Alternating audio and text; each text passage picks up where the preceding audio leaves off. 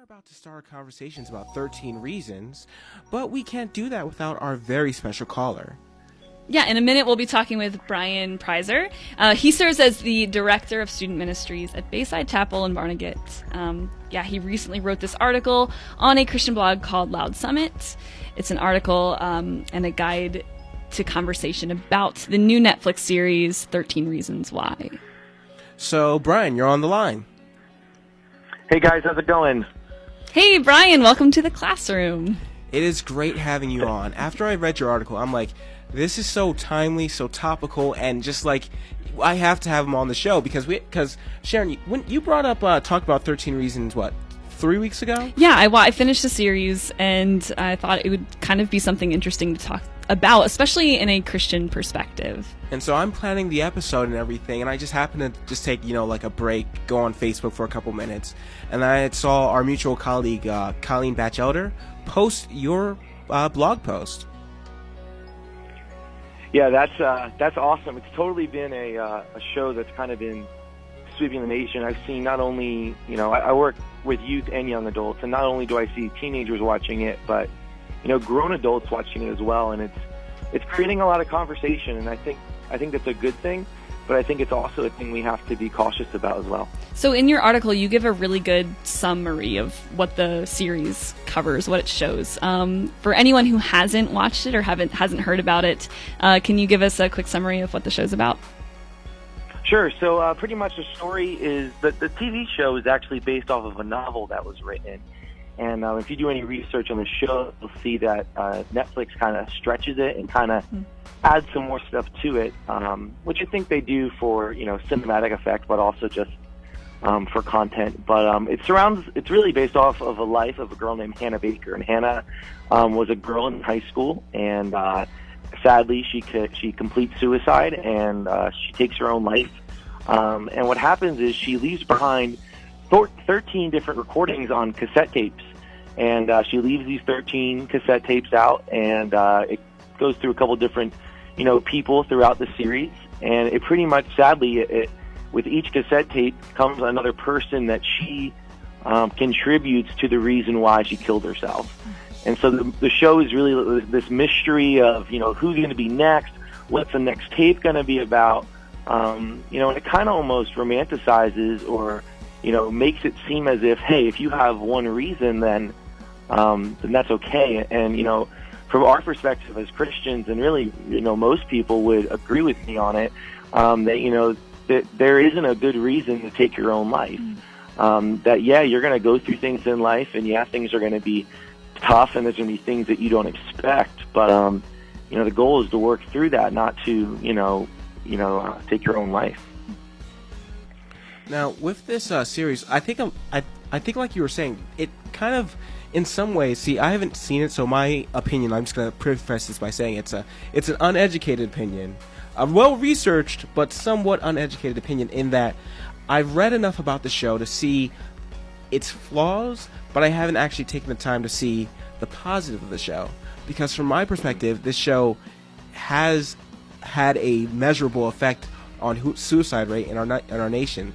One report actually said that the suicide hotline numbers doubled since the premiere of the show. And for that reason, me personally, I've actually been boycotting it, not allowing Netflix to have that one view, which may not matter, but at the same time, it's just the principle of the thing. I would want them to make a more responsible show if they're going to tackle a subject like this. I think the show itself does a really good job in storytelling. It's a very, it kind of keeps the same tone throughout all of the episodes. And I think from an artistic standpoint, storytelling was just absolutely beautiful, from how they kind of parallel to Hannah talking. You kind of almost, you're expecting her to reappear in the way that you kind of get to know her throughout these tapes. And it's very sad. It does kind of highlight just how horrible suicide is, and how that affects the people around. It's not just this I'll do this and it'll be over, but you see how it affects the people around her and the people who knew her afterwards. But the show does also kind of contain some pretty graphic content. And Brian, you said that you work with students, youth, and young adults. How do you feel about these scenes containing graphic content such as Hannah completing suicide? There's scenes of rape in there as well. How do you think that affects the young people who watch this?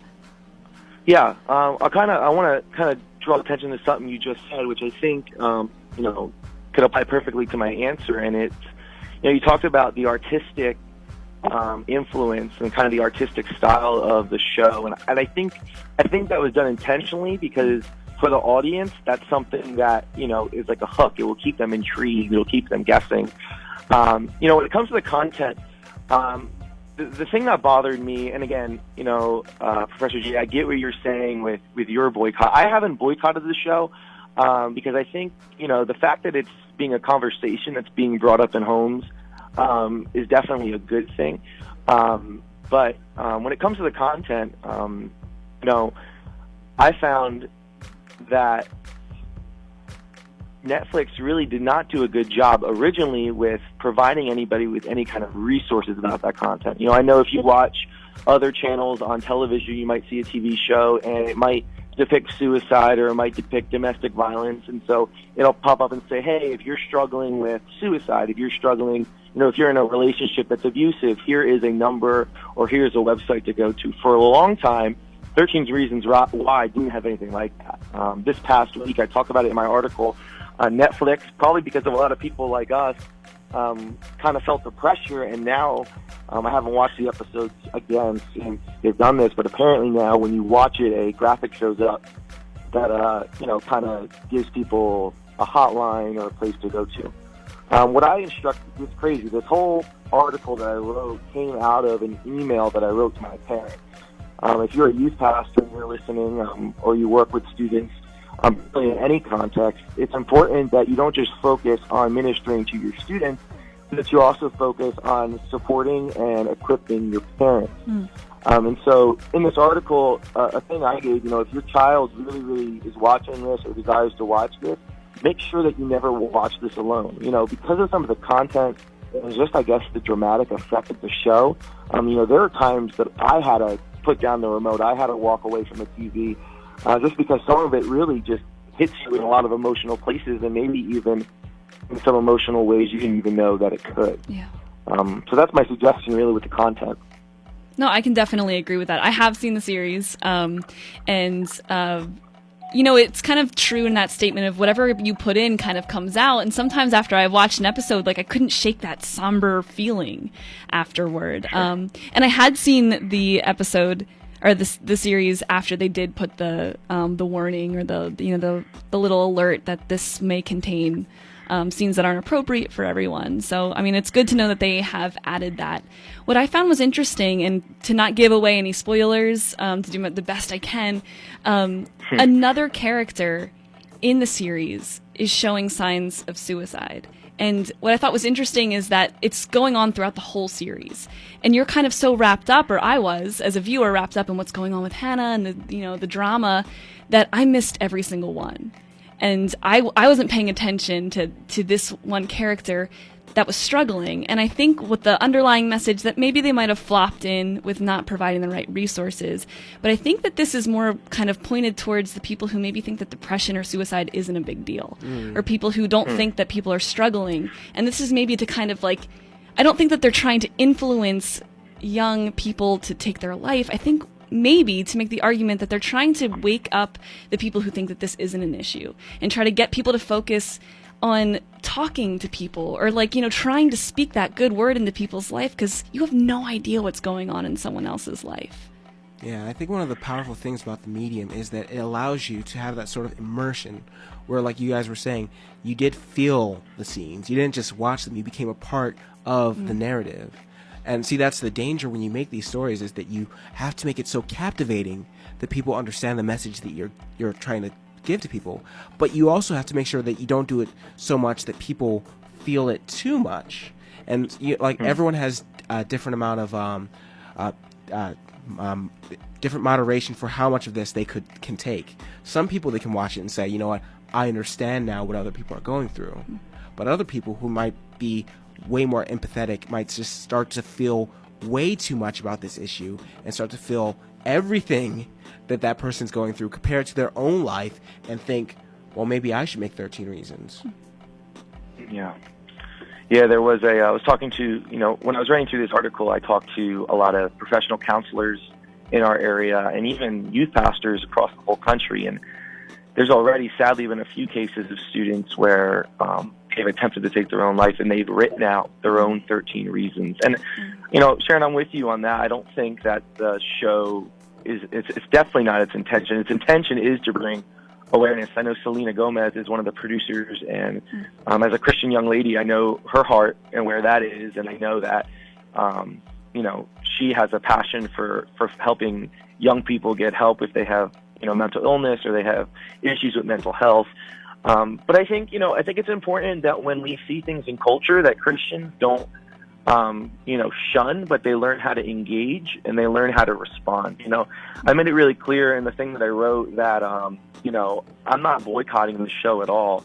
In fact, but I'm also not saying, hey, everybody watch it, right? But, I'm saying when you do watch it with an open mind, but watch it with a critical mind as well. Understanding that, listen, just because something's on TV doesn't mean it's good for you. Right. Doesn't mean it's good for your health. You guys were talking about it earlier in your show today, I think in the way beginning, about how, sometimes we focus so much on, eating the right things or doing exercise, and we take care of our physical health. But, do we often even look at our mental health and our spiritual health, and how does that get affected by, the things that we take in? So, Brian, the article that you wrote was a just phenomenal resource for this show, a great guideline. Where can we find that? How do we, where can we reach that on the internet? Sure. If you guys go to Loud Summit, LOUDSUMMIT.com, and you click on you click on blog, it'll be the very top one on the top of the page. You should see it. It's just loudsummit.com. Awesome. Thanks for joining the show. We definitely have to have you come into the studio sometime live and just join us for a conversation. But you've been a tremendous addition to this episode of CCM101. Really appreciate the research that you've put into the article, contacting local people around or just people worldwide to put the time into this. I think it's just an absolutely wonderful resource, especially for parents. I love that you pointed out that point, that it's not only students, that it's the parents too. It's the parents as well. And also, I just want to remind our listeners that if they want to find out more about the Loud Summit, CCM101 does have resources about that on our Facebook page. And, of course, you can check out the website for Loud Summit, what was that website again? It's loudsummit.com. All right, so definitely check that out. Thank you for joining our show today. Up next, we have a song by Britt Nicole. And it's one of my favorites because, just like we were talking about earlier in the show, sometimes we look at ourselves and we don't see everything that God sees us as.